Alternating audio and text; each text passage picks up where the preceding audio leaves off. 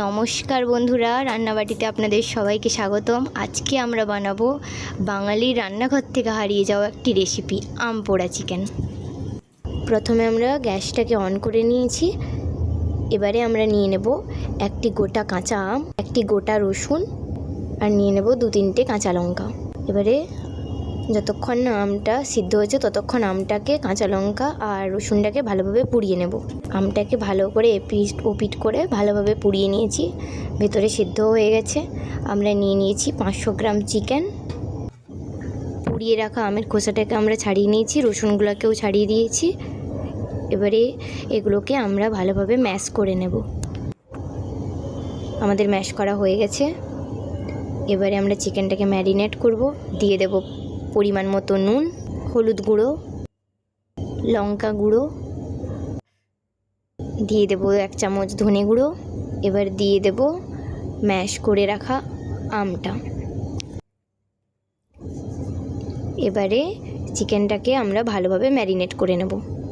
এবারে দিয়ে দেব তাতে সামান্য পরিমাণ সরিষার তেল। এরপরে দেব কাসুন্দি। আমের টকটা যাতে না থাকে তার জন্য আমরা দিয়ে দেব সামান্য পরিমাণ চিনি। এরপরে চিকেনটাকে ভালোভাবে ম্যারিনেট করে নেব। আমাদের ম্যারিনেট করা হয়ে গেছে।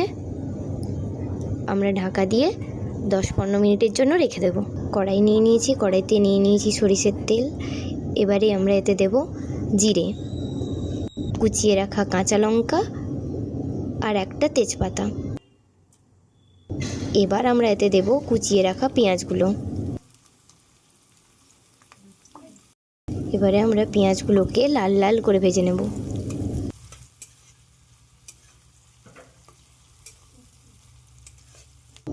পেঁয়াজটা লাল লাল করে ভেজে নিয়েছি।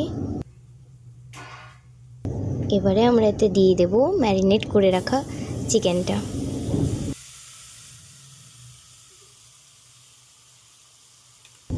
চিকেনটাকে আমরা কিছুক্ষণ ভালোভাবে কষিয়ে নেব। চিকেনটাকে 3-4 মিনিট ভালোভাবে কষিয়ে নিয়েছি। এবারে অল্প অল্প জল দেব আর ঢাকা দিয়ে ভালোভাবে সিদ্ধ করব। আবার ঢাকা খুলে কিছুক্ষণ কষিয়ে নেব।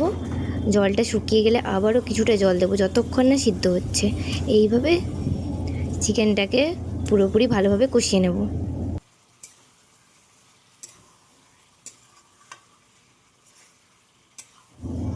চিকেনটা সিদ্ধ হয়ে গেছে। এবারে আমরা চিকেনটাকে ভালোভাবে 8-10 মিনিট কষিয়ে নেব।